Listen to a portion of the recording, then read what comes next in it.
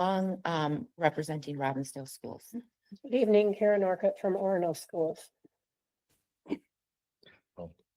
Steve Tate from Osseo Area Schools. Crystal Brackey from Richfield Public Schools. Rich Zeck, Brooklyn Center. Mike Ramacalla representing Minnetonka Public Schools. Shannon Andreessen representing Hopkins Public Schools. And Ann Casey proudly representing St. Louis Park. All right, the first meeting, item on our agenda is to approve the agenda. Is there a motion to approve the agenda as presented? So moved. Moved by Shannon, is there a second? Second.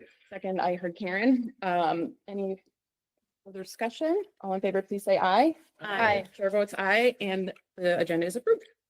The next item on our agenda is the audience opportunity to speak. I don't believe we had anyone sign up to speak tonight. No, Madam Chair. Thank you. All right, we have our consent agenda, just 2 items of board meeting minutes on our consent agenda. Is there a motion to approve the consent agenda as presented? Moved by Michael, second by Mike. Any further discussion? All in favor, please say aye. Aye. The chair votes aye and the motion is approved. Okay, very exciting to have Ann Bremer here for Share the Success. We have Amanda Cook, the principal of Ann Bremer Education Center. We call it ABEC, is going to provide a brief statement and we're going to talk about what's going on there. Okay. All right. Good evening, Madam Chair, Superintendent Dowd, school board members. I'm Amanda Cook. I'm the new principal over at Ann Bremer Education Center. It's really nice to be with you this evening. We're very excited to honor Tremere Berry. He is our student spotlight over at Ann Bremer Education Center. Unfortunately, Tremere and his mother are unable to be here with us this evening, but we have a couple of videos for you, and Tremere did a really nice job to video record himself, which you'll be able to see this evening. Tonight, I'm here to introduce to you a phenomenal teacher at Ann Bremer Education Center. Miss Veronica Jacobson is our music teacher, and she worked with Tremere very closely on a program that was introduced at Ann Bremer Education Center. Thank you to Dr. Tanya Allen here. Tremere Berry was able to participate in this new program that we would like to highlight for you this evening. So I'll hand it over to Miss Jacobson. Hello, thank you for your time. What we were able to do, Dr. Allen was able to share with Miss Beatty, who was a work experience coordinator at our program, community project through CCX Media, which actually is just right across the highway from us. So it's really close. And we went, we had some students sign up and went, there we go. We went at 4 different classes. We had orientation, they did a studio production class, production equipment with portable cameras, and then editing. Miss Beatty wasn't able to be here tonight, but she wanted to let you know that it is truly an honor to be part of the district that not only recognizes our students' talents, but also provides meaningful opportunities for them to showcase and develop their work skills. And Tremere's case manager, Miss Holly Peterson, wanted to share that our students really do benefit from these real life practical application community opportunities, and would be great to see them be able to do more. So with that, I just want to share with you a little bit about what the kids did. So their first class was kind of orientation, what are the rules and expectations.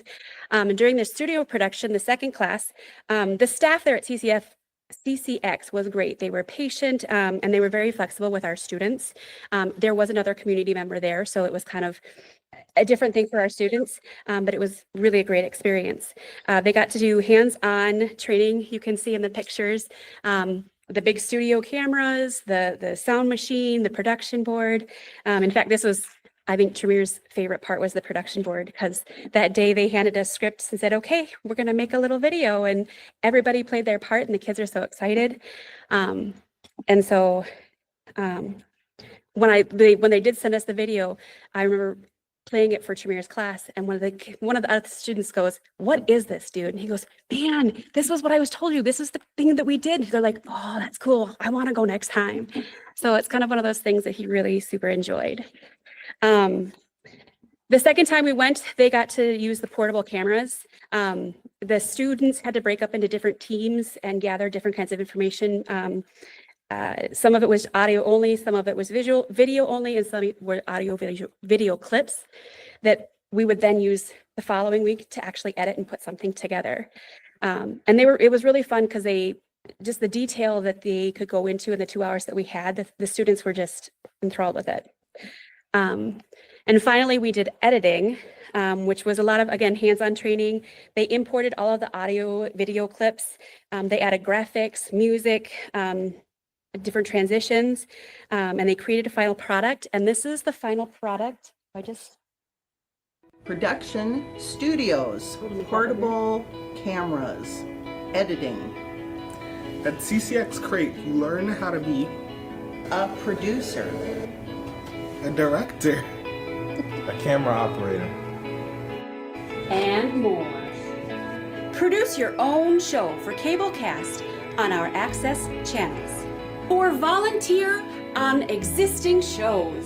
To learn more about our free training, call 763-278-4330 or visit our website at ccxmedia.org. So they were able to kind of put all that together as a final product, and just the entire experience, I think, was really good. It was a delight to work with Tremere, well, both of the students that made it through the whole time, and just to watch their excitement and the wonder of it all. I've enjoyed working with Tremere as he was preparing to kind of create his video. Okay, to create his video for this evening, and just watching him as he was, preparing it and kind of practicing it, learning to kind of advocate, well, this doesn't feel good, kind of a thing, and really come into his own. Just watching him take initiative, ask questions, and growing in his own self-learning, both related to his future careers, but also to his own self-actualizations. And one of the quotes that I put up there while I was interviewing, he's like, these experiences really tie into what I want to be in the future. Straight up quote. So this is Tremere.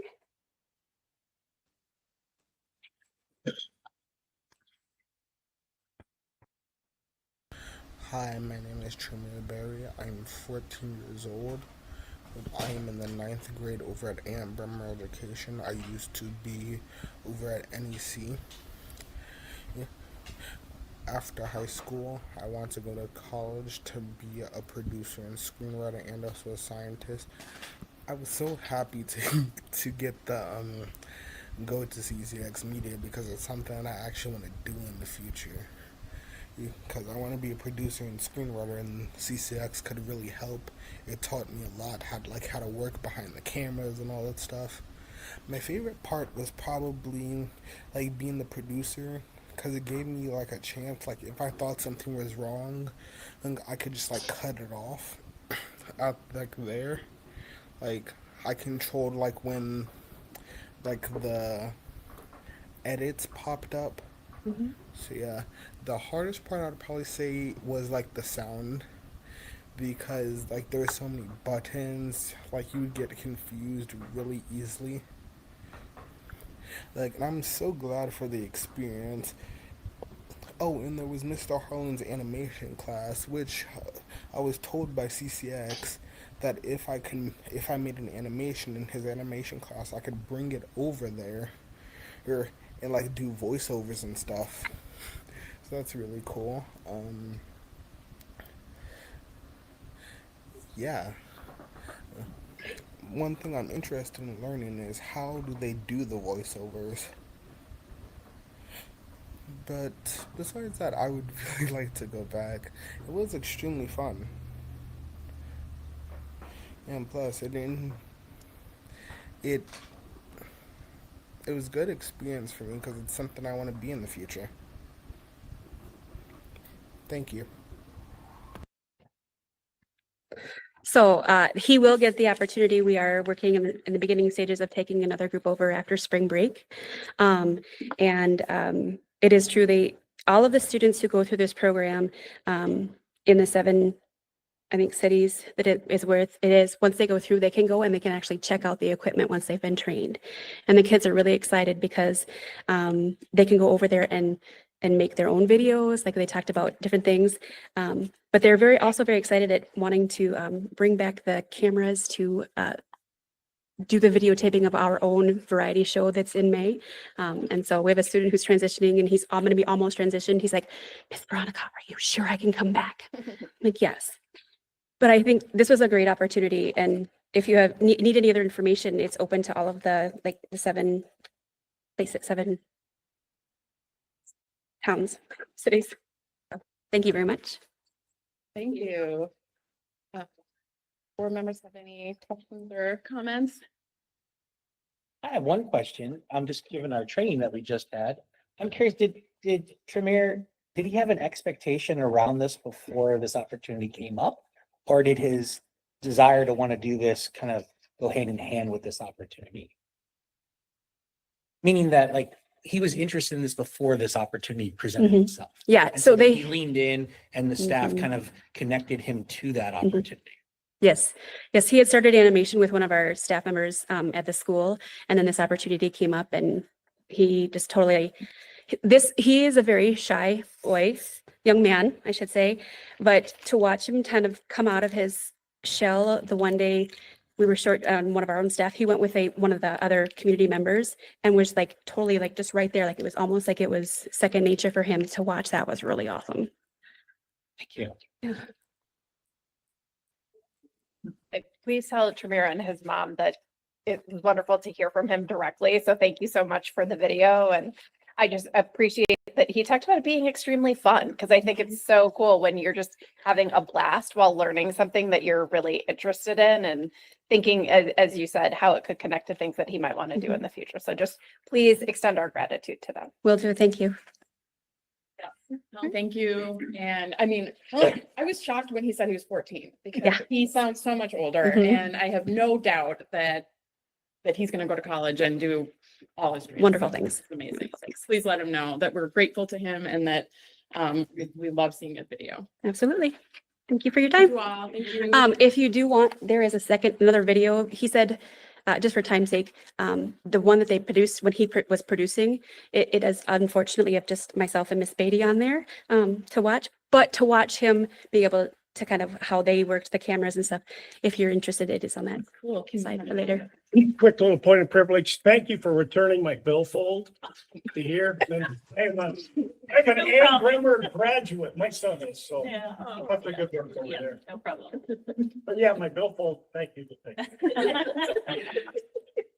All right, we have one item under our superintendent's report, which is our legislative update. We have Valerie Doslin from the lobbyist from UL for the intermediate districts.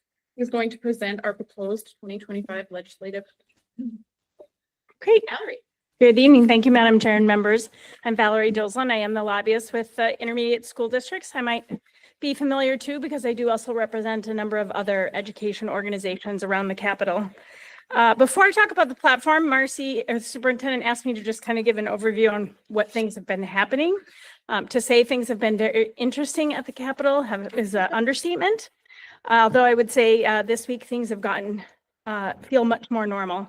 The House did finally convene last Thursday. The DFL and Republican leadership reached an agreement, and they are now back for the time being until the special election is held on March 11th. The Republicans will have the majority if the election changes the outcome of the body and there's a tie, then they'll have a power sharing agreement and we'll proceed from there. But things are back to normal. They are back. They are in committees. Committees are working.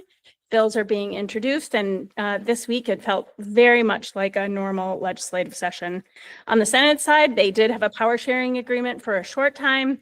But with the special election, the DFL went back to the majority and now they continue to function as they have the last 2 years.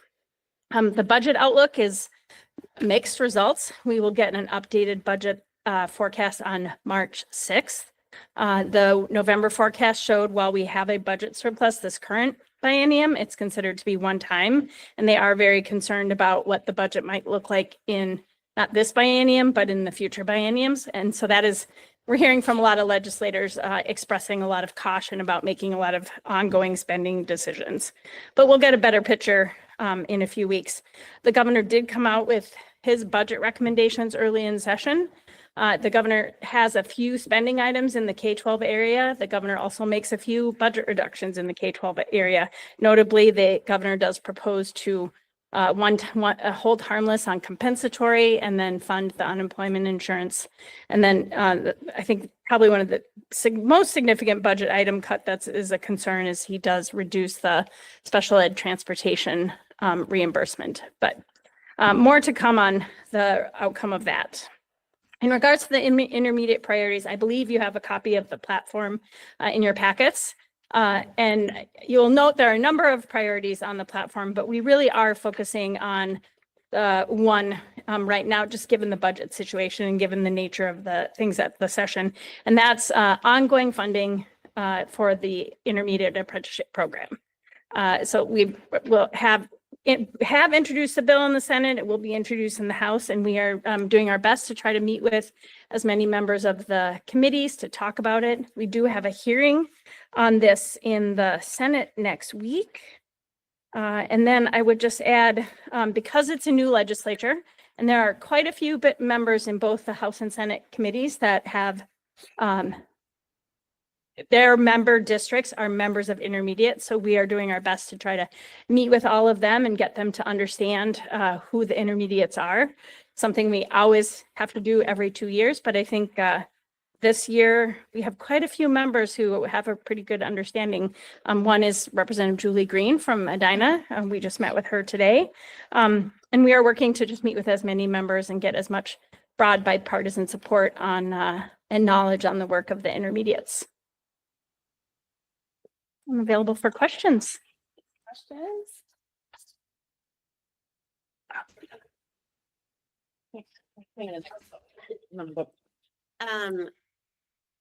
I thank you for this presentation and for the larger context of what's going on. I did have a question about one of the governor's proposals, budget proposals, and if it impacts 287. I don't know, Marcy might know. He's recommending that we get rid of QComp. And I don't know, is that something that intermediates have ever been able to access? Were they part of that program? So there's one intermediate that is part of QComp. District 287 is not. Okay. Because I know that's having a significant impact in Hopkins. So, Yes. and that's teacher salaries is what it impacts. And then, yeah, I'm excited to see the highlighted is the apprenticeship program, which I think is amazing. And thank you for that. And the hearing on that is Tuesday morning, Tuesday the 18th, between 8:30 and 10:30. No. That's Tuesday. Today's Thursday, so I'm not completely tracking, but Marcy knows. Yeah. Super. Crystal. 2 quick questions. The cut that is being proposed around special education transportation it's not on here as one of our legislative priorities, but I imagine it is a priority in conversations in other spaces. Would that be accurate? Yeah, the platform was drafted well before the governor's recommendations came out, but that certainly is an issue of concern. I know Marcy and I have the superintendent and I have chatted about it, and also the Minnesota administrators for special education are also concerned about that proposal. And then my other question, to echo, I'm so excited that the iTrack is sort of like front and center because I think it's so great. And this is just my own lack of knowledge. Do the other 3 intermediates also have people in the program, or is it their desire to sort of join and grow with the extended funding? So all 4 of us have people in the program. There's 23 total right now. And we intend to continue to support our paraprofessionals and open it up to member districts. Great, thank you. Is there an actual, I'm sorry, excuse me. Oh, is there an actual goal or like, so when, if you got this funding, how many actual apprentices would actually get to the licensure, both not only for the intermediates, but also potentially for member districts? I'm just trying to convey, like, if they make this money available and they fully fund it, that the production of actually licensed special ed teachers which is a huge issue in the state. Are we able to articulate what that would look like to get the legislators to be on board? So, yes, so we'll graduate, the first cohort will graduate, fall of 26. They'll have a dual licensure of autism and ADHD. And the unique part about this program is that the funding pays the complete tuition. So our teachers will be coming out with no debt. And that's critical to breaking down barrier access to it. So it's on average around 45,000 to 50,000 per apprentice to complete the 2-year program, which includes 2 summers. And so depending on how many member districts we're now just advertising to member districts, preparation for over 2 and 3. So, and the cohorts are around 25 per cohort, 25 apprentices. Great, thank you. I guess I would just like to put a personal plug in for that. Minneapolis is currently part of that, and I have a apprentice teacher in my room, and I'm a journey teacher, and I feel like this is the way that teaching should be. I mean, if you really want to have teachers who are forever learners, and grow in their skills, like to have had my apprentice with me this whole year and then all of next year to work with me and hone their skills. And then I get to critique them and they get to critique me too. I think it has been a great partnership. And then too, I don't get stale in being one of those old teachers stuck in my ways too, you know? So I feel like this is the way teacher training should be from here on out. Amen.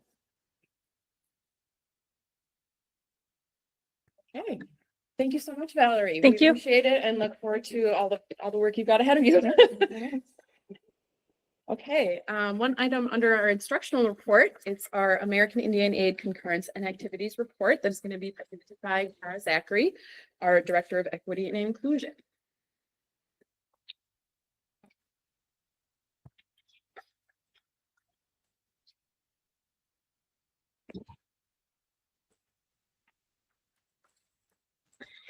Good evening, Board, Madam Chair, and Superintendent Dowd.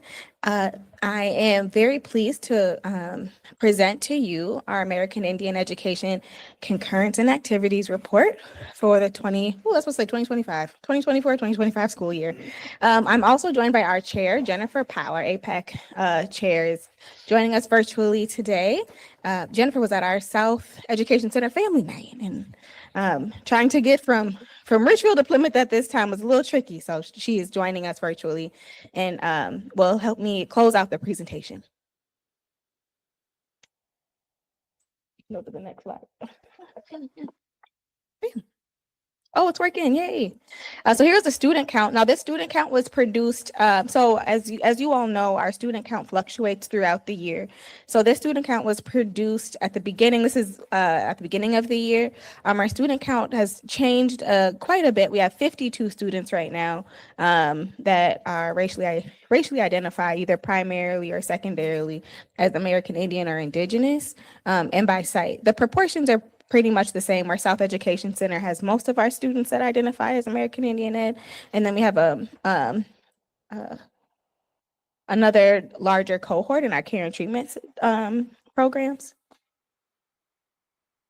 And again, just sort of a breakdown by grade where we see that we have a larger contingent in high school. And so you'll see in our programming that more of our programming is cater to our high school students. We do obviously have opportunities for our elementary and middle school students as well. But some of the programs will see will be a little bit more responsive to the fact that we have older high school students. So here are the goals. This is a recap of the goals that we have. The Smarty language goals, I'm being responsive to the time we just spent together, right?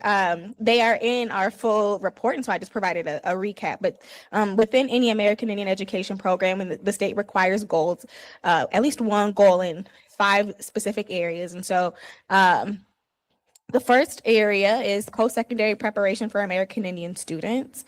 And our goal is to increase post-secondary aspirations through college visits. Goal area number 2 is to support academic achievement of American Indian students.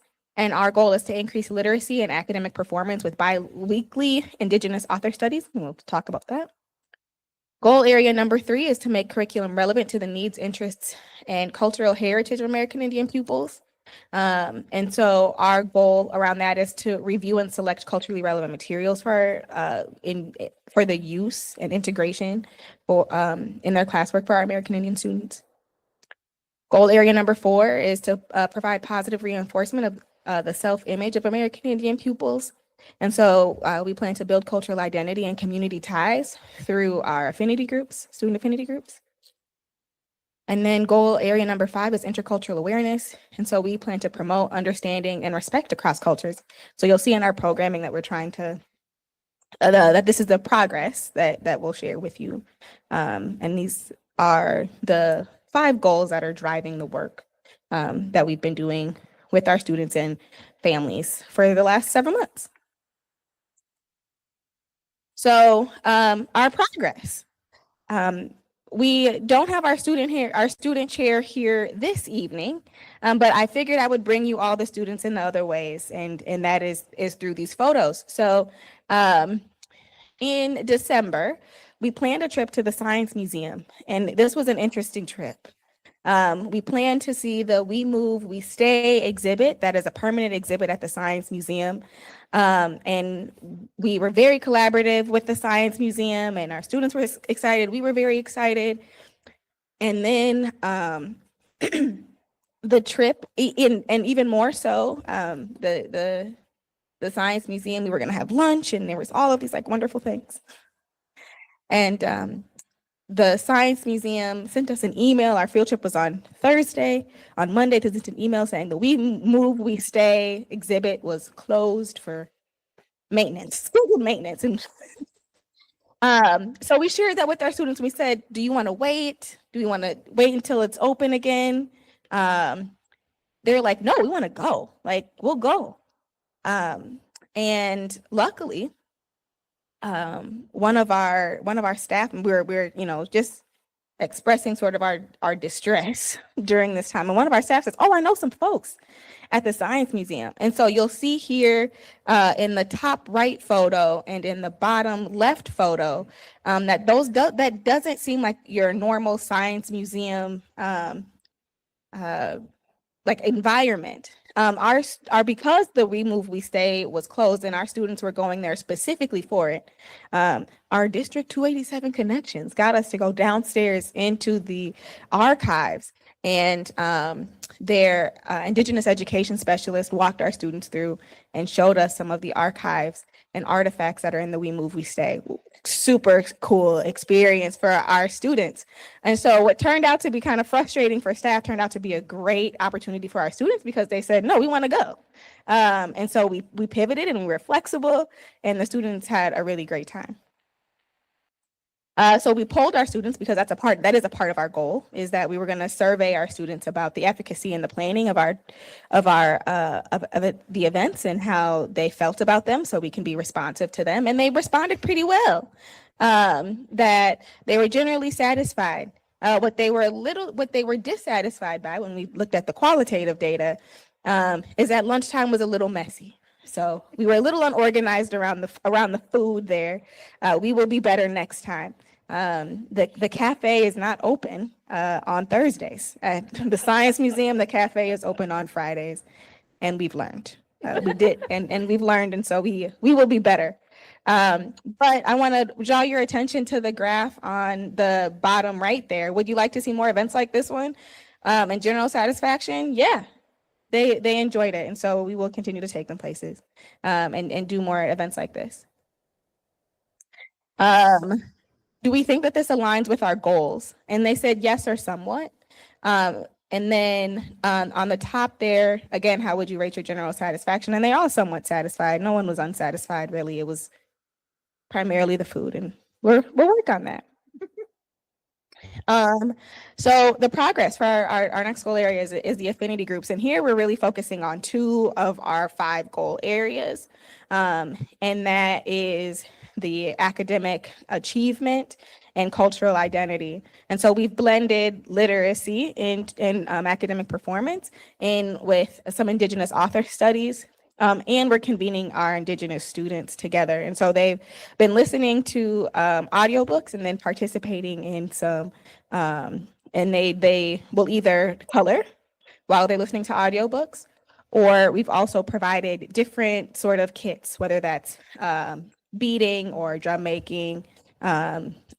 We'll use, they've used some feathers or moccasins, instruments. They've are able to use a number of different materials while they're reading through books. The first book is Think Indigenous that our students listen to, our high school students listen to. And then this is a picture of them in affinity group working on something, and then a color, they were coloring, and the quote that they took away from it. Their art. Oops. The next is the curriculum kits. So this boardroom, not very long, this boardroom a few weeks ago was filled with all of the curricular materials, the supplemental curricular materials that we sourced with the help of our APAC chair, Jennifer Powell. So she helped us identify authentic cultural materials for our students. And we packed them up into curriculum kits for each of our sites and programs, and we sent them out. So when we have our student affinity spaces, our two staff that are supporting the program, Dania Brown Castro and Brent Dysart, they have a plethora of things that they can offer our students. And additionally, work with staff on how to integrate these ideas and some of the things that the students are learning, whether that's in our, through our Indigenous author study, or, just the ways in which the students are interacting and engaging with certain materials to help support them in their classrooms. So it's a picture of the kits and some of the stuff that we sent out. So our progress by the numbers. So we have 14 students in our Science Museum community outing. 100% of our students see alignment in our plan, goals, and activities, if we rated yes or somewhat. We have 26 students engaged in our programming. So whether that's our Indigenous, our affinity groups, or our field trips. And then we sent 546 curricular items to our sites and programs.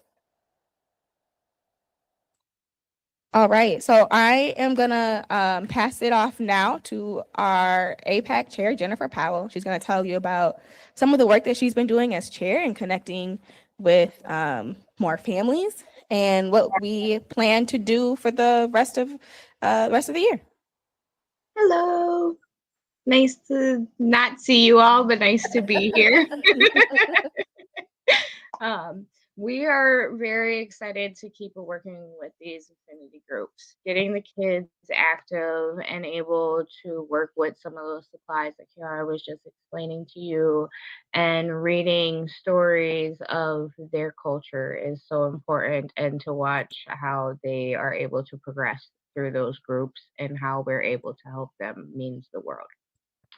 Dania Brown is amazing, and she put together a survey that me and her have gone through and to help figure out exactly how we can pull our parents in. As a parent myself, I know how busy our schedules can be, and getting to a group and being involved is hard sometimes. So we have a whole survey to go over how we can help them and make it work for all of us. And also get their inputs on what they may want their children to be learning about their culture, what kind of activities they would like to see, and they would like to come join us to be involved with. We are looking forward to exploring opportunities for connecting with full service community schools, i.e. Edina schools, Richfield. I know Kiara can touch a little bit more on that if you guys have questions. Students will be visiting the Red Lake Nation College coming in March. As far as one of our number one goals was to make sure that they have the opportunity to visit colleges that they can identify to and also have a great secondary education through. Visiting family visits to Mille Lacs Lakes or Mijis in April. We're looking very forward to that. I don't know all the details, but I know Kiara and everyone else can go ahead and kind of touch more on that. And then our senior celebration, which I feel like is going to be we did a great job end of the school year. Let's go and celebrate not only our seniors, but to celebrate everyone coming together and being involved with the American Indian program. Our staff professional learning is coming up, and I know I'm excited as much as some of the teachers are excited who are Native American, and I know we have some that aren't that are looking forward to being involved to help their students. Learning from place. I don't know exactly all the details on that. So again, I'd have to push that to Kiara, sorry. That's And the fine. Native American Studies summer workshops for educators. We're really Mhm. looking forward to being able to learn a lot more and help our kids any way that we can. Yeah. So I'll touch on the two spots for Jennifer. So Daquita Nash is our full service community schools coordinator at South Education Center. And she is forming a parent advisory committee as is mandatory through that grant program. And so we're working together with our South Education families to see if we can build this parent advisory committee, we can expand our APAC. And then additionally, we're creating networks through either our professional learning opportunities we're listed here in our APAC or in our American Indian Education Plan, specifically the workshop for educators, and through our full service community schools connect our network to build professional networks across districts, right? So when we hopped onto the first calls, we're like, oh, like who else is here? Columbia Heights is here. Brooklyn Center is here. Richfield is here. And so we have now, Hopkins was on the call, Robbinsdale is on the call. And so we were able to build these professional networks within our member districts, because we want to help provide sort of like a bridge or like a bridge of service, or identify the ways in which we can make a more full community. And also in regards to our assets and needs assessments, we can be more intentional if we have some more sort of geographic data in regards to what our families can be expecting or from their schools. The learning from place is for our two staff that are really heading up our American Indian education program. It's really an opportunity to tour some sites throughout the state of Minnesota near Badote, which is like the head of the Mississippi River. And so it's, again, for their own experiential knowledge and learning so that they can better facilitate these conversations for our staff. And then we'll open up the Native Studies Summer Workshop for educators. It's a 3-day workshop that happens in the summer in St. Cloud to our equity leads who also help lead the work in their sites. And they have a number of positions across the district too. So again, it's just the opportunity for our staff to learn better, to be more responsive, and to build intercultural awareness. That's, oops. So we require a vote of concurrence.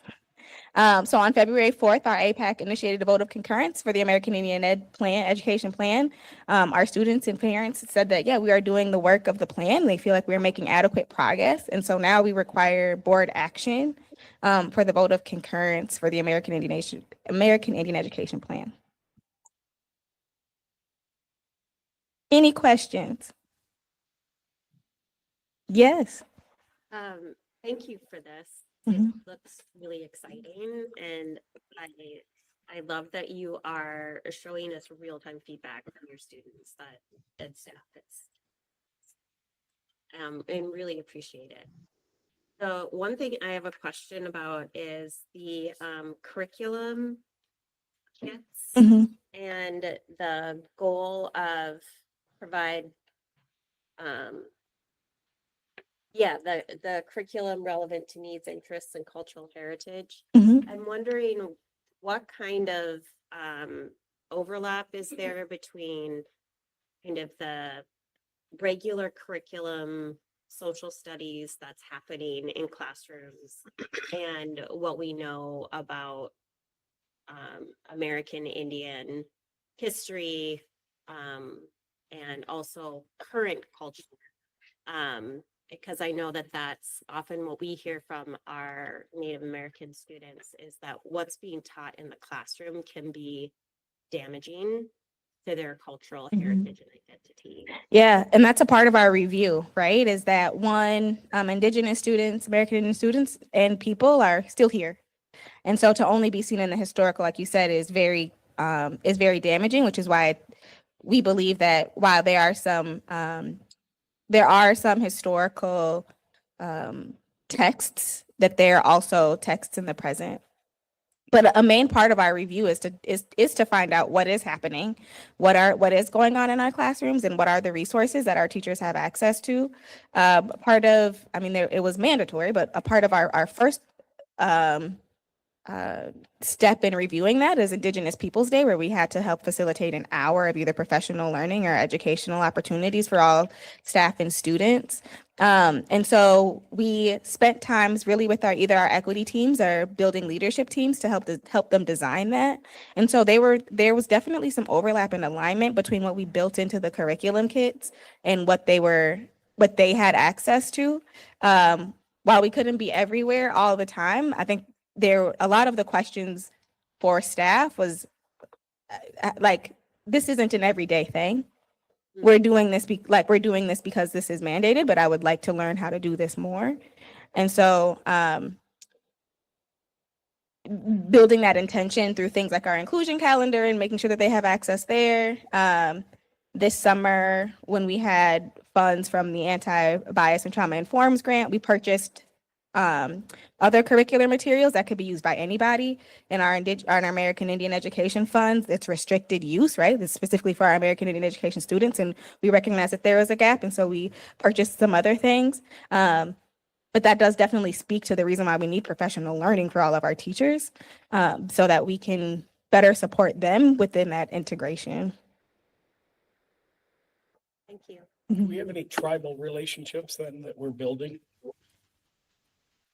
With a specific tribe or? Yeah, I mean, when you talk cultural identity, our Dakota kids are very different from our Anishinaabe kids. Very different culture. And so I was just wondering if we're working with any of the tribal leadership in our state to help with some of that. Because culturally, I mean, yeah, Native American culture is diverse. Yeah, it's like when we all talk about African culture, we think it's one big country. Well, no, it's not. It's very diverse. And so I'm wondering how we're addressing that and getting specific with our Native students about their tribal heritage and what it means. And then you said some of our staff go places, right? They're going to Pedote, you said. They will go, yep. Is Mankato on that trip, and are they talking to Dakota leaders, not white leaders? Pedote is led by Indigenous folks from Minnesota. That was why it was really important for us to have Jennifer help us source the materials, because it is the curricular materials, because we recognize that there's not a monolith, especially within Minnesota Indigenous cultures or tribes.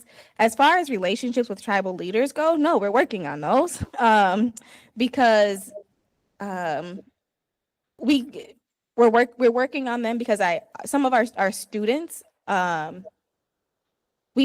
I'll say it this way. We need we need an in, right? Like we need parents and community to help us build relationships, which is why we're trying to go out and network and see if there's member districts that we can find the way. We recognize that that there is a gap in the relationship that we have. Daniel Brown Castro identifies as Indigenous and has tribal affiliation, but that is one staff person, and I think she's doing wonders, and she is very very passionate about serving students. And American Indian education is not her full-time job, right? And so we are trying to identify and build relationships so that we can get there. I recognize that you're new. This is our first full school year with American Indian education. And so this is really like getting our feet wet, building some foundation, and really creating some more space and opportunity. Well, just. And I would like to answer a little bit too Mm-hmm. to your question, sir. Also with my part of helping the district out with this American Indian program is reaching out to some of those heads and elders of those other tribes. I myself am Blackfoot, Sioux. I have Cherokee in me. And so when I came up with some of the ideas for the curriculum and some of the books was to be very wide range of which tribes we were looking at. We know Minnesota is very heavy on Lakota and Ojibwe, but also there is Anishinaabe and Black Sioux and other tribes that has come together in Minnesota. So a lot of the curriculum and the books and the materials are wide range. So when that student does come to us and say, hey, my grandma was Cree, she spoke Cree, we have a book that we can give to them or materials that could help them with their individual tribes. And also like Kiara was saying, was working with the families to know those other outside sources of community that they may not have accessible to them now or in most of their lives. Some of these kids didn't really grow up with that side of their family. So they're learning a lot of new things about culture that they've been yearning for a long time.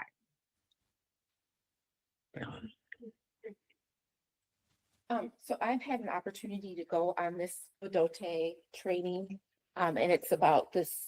They talk about how, where two rivers meet, how sacred that is. And so that's why it's the Badote. But they also talk about a piece of having educators go through this training so that they can also bring students through that.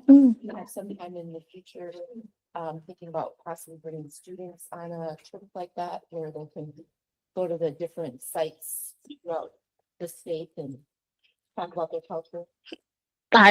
Sure. I think I think part of it is that we, in order to be more supportive, we're trying to send staff first, so then we can tell students like what to expect and what they can see. But I don't think it's soft. I think the students would absolutely welcome that idea, and I think it could definitely be something we do in the future. If they, I will also say this about our plan, is that like Jennifer alluded to, we are heavily recruiting families. And so a lot of our plan is developed by students. The most active members of our APAC are a cohort of about 5 or 6 students.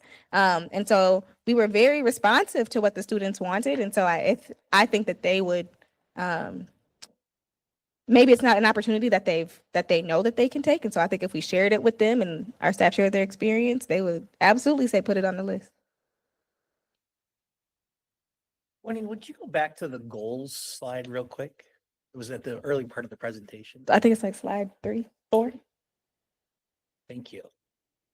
So going from our previous conversation. I know. When we talked about the Smarty. Yeah. Or whatever. What I wasn't quite sure that came off of this in Mhm. the presentation, what's measurable about this? Yeah. So I'll take you into our presentation. To fit this on one slide, I took a lot of information out. So I will own that. So we have pre-post measures for the increased secondary aspirations for post-secondary aspirations through college visits for students. We are using the literacy benchmarks for our Indigenous students that we find through our data dashboard for goal number 2. The review and select culturally relevant materials is overall use of materials. So we measured based on what we had last year, like the materials that we had last year and where we could identify either through our library system and then what we introduce now, which is why I know we introduced 46 materials into the classroom. Building cultural identity and community ties through affinity groups. We have a pre-post measure for that. And then promote understanding and respect across cultures. We're using the attendance of our APEC. So we have to articulate them within our application to MDE. They require us to write them in smart language. But I just didn't put that there. I can share that with you all. I figured you had that. I just wanted to make sure I asked you in our. Yeah. And that's another reason why we have the post each event with students. We were asking them questions and getting feedback for them so we can provide that measurable data. Well, what was great was that in Jennifer's slide and presentation, you're actually showing the actions that were going along each of these goals. You could see that clearly. So Yeah. you could tell that there was action related to the goals, but there wasn't necessarily clarity on what's the measurement of. I thank you for holding us accountable. All right. Speaking of holding us accountable, we, as board members, we vote on things at every meeting, but we almost never have people vote on us, which is, so this is one of those moments where this group has initiated a vote of concurrence for the district's American Indian Education Plan. And I just want to say that we're grateful for that and we don't take it for granted. And we are very grateful, especially to our staff and our family members and our students who have really, I mean, like Kayara said, this is sort of new. And so all of this work that has been done, some of us who were here last time, I mean, like this has been built up tremendously since just a year ago. So we're very grateful and definitely don't take it for granted. So there is a board action on this to accept the annual compliance for the vote of concurrence from for the American Indian Education Plan. Is there a motion to approve? So moved by Shannon. Is there a second? Second by Crystal. Any further discussion? All in favor, please say aye. Aye. The chair votes aye and the motion carries. Thank you so much, Kara. Thank you so much, Jennifer. It was wonderful to meet you. Thank you. You guys have a wonderful evening. Thank you. All right, we have nothing under business services and labor relations, and so we will go to board business, and we have 2 items under policy review, and I think, hand this off to Superintendent Dowd. Thank you, Madam Chairs. First policy, this is first reading of policy 410, family and medical leave. This is known as FMLA. We had a procedure in District 287. We did not have a policy, and this is a mandated policy. And so we accepted the MSBA policy. In the ad hoc committee, we had a lot of conversation about this. The policy was reviewed by our HR department, administration, our insurance committee, which has representation of unions 284 and 2209, and our principal association, our unaffiliated and administration. So it's a comprehensive review of FMLA. There was some legislative language changes that were also part of this. Some things that were shared in reading the policy and accepting MSBA's. Again, our practice is to start with MSBA policy, not adjust legal language that are part of the statute, but really look at some of the components and language used within it.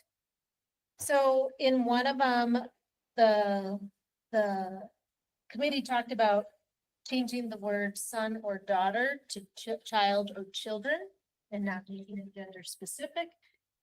In this policy, because we did have some questions from the people that reviewed it as well as ad hoc, I did get a second opinion from legal. Because FMLA is pretty strict and just wanted to make sure that we could use those words. And actually in taken from the U.S. Labor Department or Labor Administration letter, they do use the word child, children, and also define it in many ways. And so we did take out all of son and daughter and put child and children in. The other thing that we did is there was a lot of conversation about mother and birthing parent. So mother or the birthing parent. So we removed mother and put birthing parent just to be understand of identification. And that was a legally acceptable change.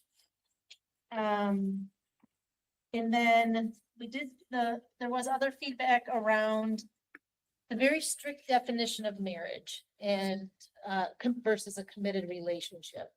And we did see external guidance, and it was taken from the U.S. Department of Labor Administration letter regarding spouse, because this was a question that the administration had to respond to. And just there, at the end of it, because FMLA is a federal law, it is their interpretation, the U.S. Department of Labor and Industry, that only the federal definition of marriage and spouse as established with the intent to be very restrictive in the use of who can qualify for FMLA. So those are some of the things that we changed to the policy. There was also we added some links to statutes. So if someone wanted to read further about it, it's in, once the policy becomes live, it'll be in that link into it and get more information. I'll open it up to the ad hoc committee if I missed anything.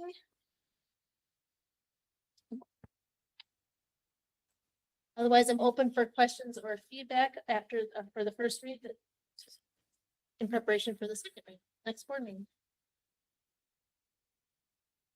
Caroline. So I'm assuming that there's probably no leeway for somebody who is not your child or married to, but you know, you might care for them if they're ill. Who might be a friend or somebody, but there's no bloodline of. Yes, so for the child and children, to qualify for FMLA, we did see clarity, and it is defined as biological, adopted, or foster, a stepchild, or a legal ward, or a child with an adult in lieu of parents. So it is very open for that side. Okay, but not for adults. Correct. There is, that's pretty strict. They do have language about caring for a spouse or with a disability or unable to care for themselves with a medical condition, but it's still very limited to the spouse part, not a very long-term committed relationship. And that's. Well, and I'm not even thinking about like a long-term committed relationship. I think, you know, families have evolved, and sometimes, you know, your neighbor next door might be your family who you care for because you've lived next to them for 20 years. And if something happens and they don't have relatives who can care for them, you know, you might step in and do that, and how, you know. And that is exactly what everybody talked about, right? And that how restricted, why I sought a second opinion from, not MSBA legal, but an external legal person, just like two opinions. And this one was extremely strict. And you're right, it does not. Crystal. I wanted to share appreciation for all of the staff for raising the issues and for like doing the work to see if it would be legally possible to have a broader definition. I wish that it were possible. And I'm grateful that like the staff ad hoc, you as a superintendent, I think did a lot more work than what I've heard in other examples to actually get answers to these questions, even though they're not the answers I would like.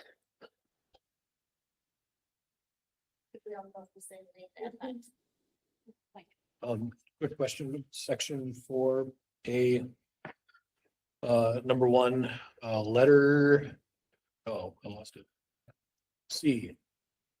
Looks like all the rest of the letters in that section have had son and or daughter changed to child, but C has son and daughter in it still. Correct, thank you. I got him. Oh my gosh. Where are you? 4A 1C. I got it.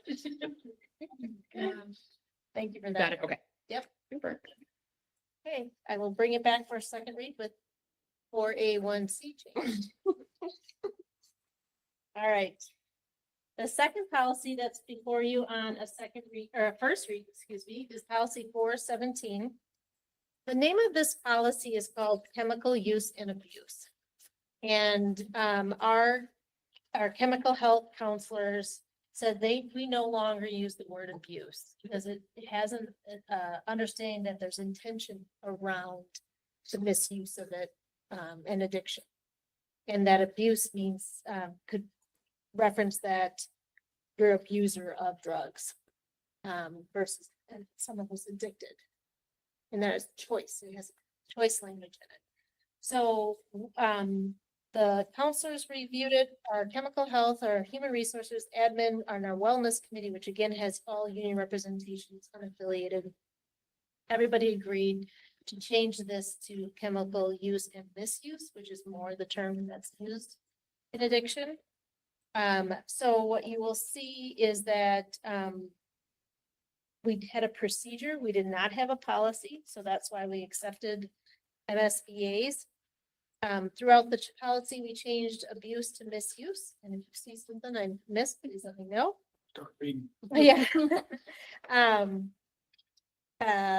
The other big thing is that what was part of an old, or, language was about the DARE program. So the DARE program is in old statutory language, which most districts do not have a DARE program anymore. And nor has it been, there's data to show that that has been effective. So we removed the DARE program and instead talked about our investment in chemical health counselors. And they provide one-to-one sessions with students. They do provide groups, sessions. They connect with students and families to resources, and they do our professional development for our staff. And so they're direct service providers as well as, providing professional development. Always during breaks, you'll see our chemical health team, led by Dr. Tanya Allen, put out information for families, knowing that like winter breaks, long extended times, if you need help, here's where you go. And so it's just been a great addition to District 27. Any questions or anything from ad hoc or? I did just have a question in, perhaps, I guess, consistency in language. Yep. Is the title going to be chemical use and misuse or chemical health and misuse? It'd be chemical use, not health. Thank you. That was also something that was brought up. I forgot to change of the title. Yeah, I think we did discuss, that it got confusing. Yep. Because chemical use isn't necessarily a bad thing, right? Like there are some chemicals that are helpful for individuals who need it. So. Yeah, I think it just got confusing. Yep. In different uses. So I'll change the title and then I'll double check throughout the policy. In that language. Caroline. I just had a question around if somebody could explain to me what is being talked about in E2, A, B, and C, Thanks, you're in section. data practices. Okay, so E, sorry, can you repeat that? E2, A, B, and C. A, B, and C. So, if there are any records, so it's destruction of records, sometimes there might be, pre-assessment for something return. If our chemical counselor,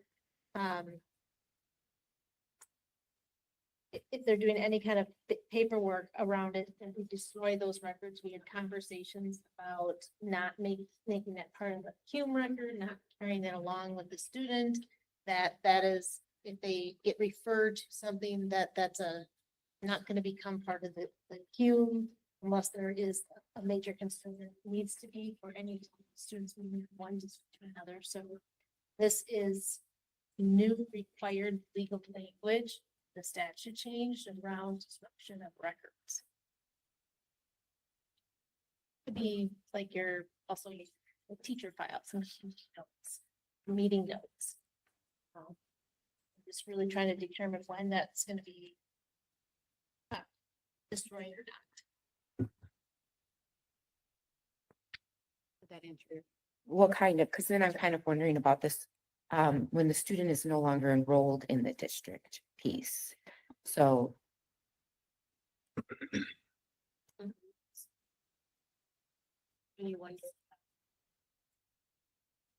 A lot of things.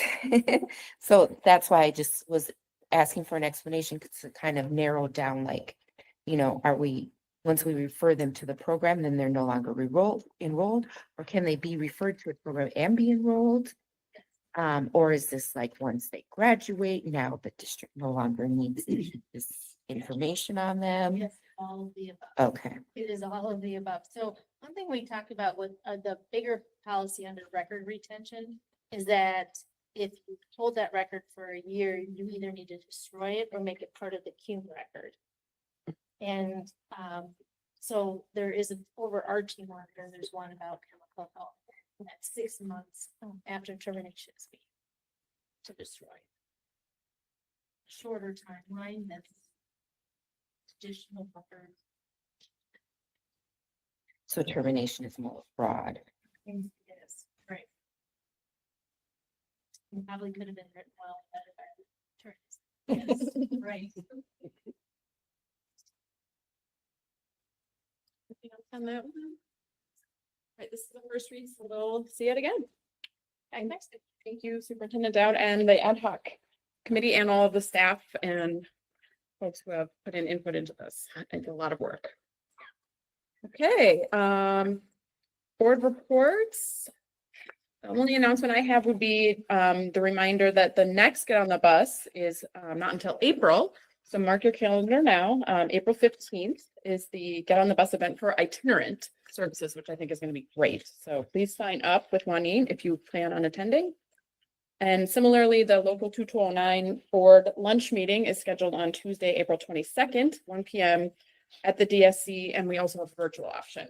And if you plan to attend, let Juanine know. And she'll send those out and you'll get a sign up and everything. So An extra plug-in for the itinerant one. It Oh, yeah. is Absolutely. fantastic. It is, that group is so utterly impressive.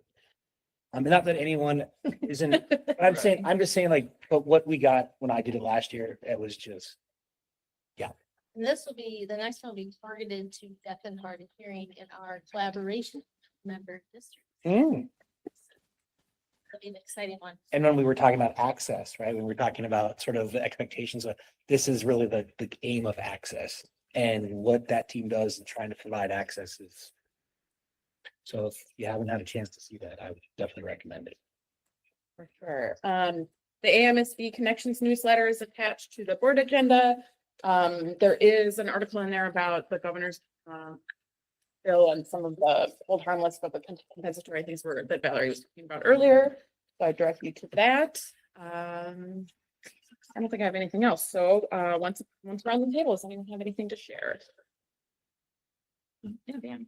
I'm sure many colleagues are going to talk about the Get on the Bus. We were able to be fortunate to partake in the South Education Center.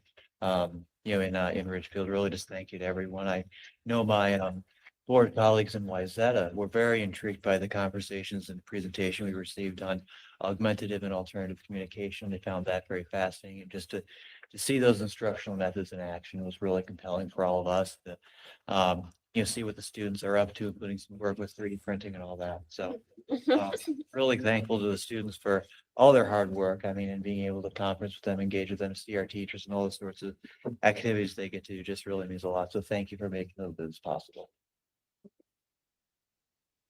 Anything else? I just have a quick announcement on Tuesday. Morning, there was a hearing in front of the Minnesota Senate Education Finance Committee on the implementation of the READ Act. And the literacy lead in Hopkins was part of that testimony. So it's very interesting and specific asks around how implementation is going and what school districts need in order to do it consistently with fidelity. So if you want to find a recording of that hearing, I think it is an interesting process. Thank you. Came up at our board meeting this week, so I think I will send it to my colleagues. Okay, well, with that, I will entertain a motion to adjourn. Moved by Shannon. Is there a second? Second. And by Mike. All in favor, please say aye. Aye. Chair votes aye, and we are adjourned at 7:42.